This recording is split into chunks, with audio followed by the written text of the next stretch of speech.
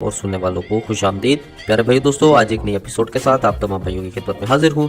दोस्तों, आज मैं आपको मर्दाना टाइमिंग का इतना ज़बरदस्त नुस्खा बताऊंगा कि जो कि हिकमत की तारीख में आपको आज से पहले आपने कभी नहीं सुना होगा।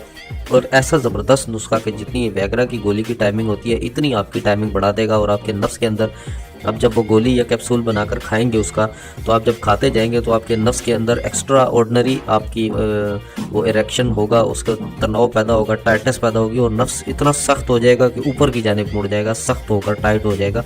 और हम बिस्तरी करें, आप 2 घंटे तक हम बिस्तरी करें, कोई मसला नहीं है, आप फारिग होने का कोई चांस नहीं है जब तक आप जो है वो खट्टी चीज़ आप नहीं चाटेंगे या कोई लीमू वगैरह आप नहीं चाटेंगे, तो उससे आप उसके बाद आपका इंजाल होगा। इतना ज़बरदस्त नुस्खा है आपके, क्योंकि आपके अंदर ये ऐसी पावर पैदा कर देता है कि जो आप कपूरों में और आपके गुर्दों में पावर पैदा करता है जो आपके मनी को रोकने के लिए काम आती हैं। ठीक है, मनी को रोकती हैं। इसका कोई नुकसान नहीं है, याद रहे, इसका कोई नुकसान नहीं है। सब के सब हर्बल जड़ी बूटियाँ इसमें डलती हैं। मैं आपके सामने ये नुस्खा बनाऊंगा भी, इसमें टोटल 4 अज्जा डलते हैं।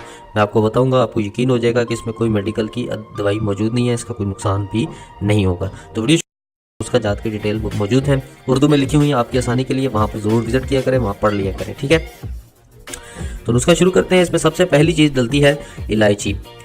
अब देखें, इसमें इलायची का इमेज भी आपकी स्क्रीन पर मौजूद है और इंग्लिश में भी मैंने लिख लिया है। 10 ग्राम इलायची आपने लेनी है। तमाम चीज़ें बता रहा हूँ, फिर आखिर में मुझे मत कहिएगा कि कुछ भी नहीं बताया, आप मिकदार नहीं बताई। 10 ग्राम इलायची लेनी है। उसके बाद दूसरी चीज़ आपने लेनी है संदल सफ़ेद।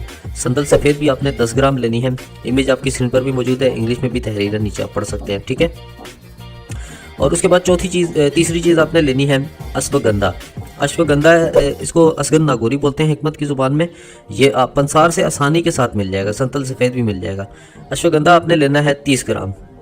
ठीक है, 30 ग्राम ये लेना है। इमेज आपकी स्क्रीन पर मौजूद है, नीचे लिखा हुआ भी है, इंग्लिश में आप पढ़ सकते हैं। और उसके बाद आखिर में आपने लेना है गोंद कीकर। गोंद कीकर आपकी स्क्रीन पर इमेज भी मौजूद है, आप देख भी सकते हैं, पहचान भी हो जाएगी आपको। आप उसका ये भी 30 ग्राम आपने लेना है। पहली जो 2 चीज़ें हैं वो 10-10 ग्राम लेनी है। आखिरी 2 चीज़ें जो हैं वो 30-30 ग्राम लेकर आपने अच्छी तरह बारीक, पहले तो उसको साफ़ करें, मट्टी वगैरह उससे उतार लें अच्छी तरह और छान लें। और उसके बाद उसको इन तमाम अज्जा को बारीक पाउडर की तरह पीस कर, बारीक पाउडर की तरह पीस लें। और उसके बाद तमाम अज्जा को मिलाकर एक सफ़ूफ बना लें। सफ़ूफ के कैप्सूल भर लें। 2 कैप्सूल आपने हमरा पानी लेने हैं। रात को खाना कम खाएं, खाना कम खाकर 2 कैप्सूल आपने हमरा पानी लेने हैं। पानी लेकर आपने तकरीबन 2 घंटे बाद मुबाशरत करनी है। खाना कम खाएंगे तो कैप्सूल जल्दी हजम हो जाएगा, आपको जल्दी असर करेगा। अगर खाना ज़्यादा खाएंगे तो कैप्सूल बिल्कुल भी आपको असर नहीं करेगा।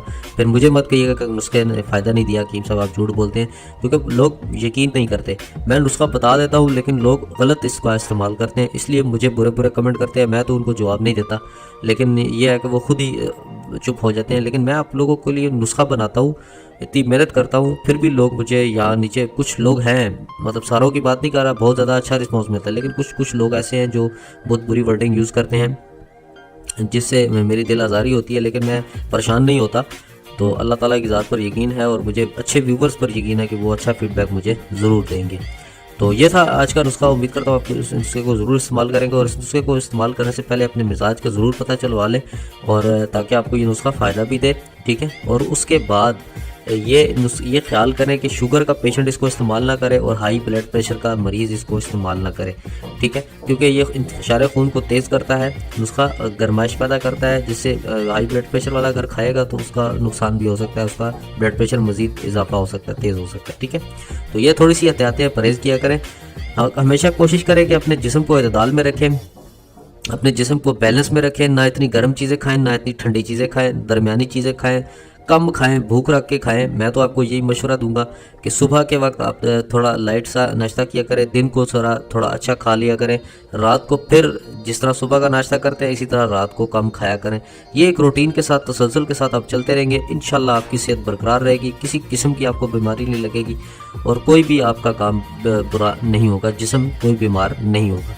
ठीक है, कोशिश करें मुश्तनी वगैरह से परहेज़ करें, और जहाँ तक कोशिश हो सके हम बिस्तरी से भी परहेज़ करें जब तक कि आपके नफ्स के अंदर इंतशार कामिल नहीं होता, यानी मुकम्मल इंतशार आपके नफ्स के अंदर नहीं होता, तब तक हम बिस्तरी से भी परहेज़ किया करें। तो ये थी कुछ टिप्स आपको बताने वाली, इंफॉर्मेशनल टिप्स थी आपके लिए। तो उम्मीद करता हूँ आपको ये पसंद आएगी। मेरे हक़ में ज़रूर दुआ कीजिएगा और चैनल को ज़रूर सब्सक्राइब कीजिएगा, वीडियो को लाइक भी ज़रूर कीजिएगा। मैं मिलता हूँ कल इसी तरह की किसी अच्छे नुस्खे और किसी अच्छी वीडियो के साथ। तब तक के लिए इजाज़त दें। अल्लाह हाफ़िज़ व नासिर।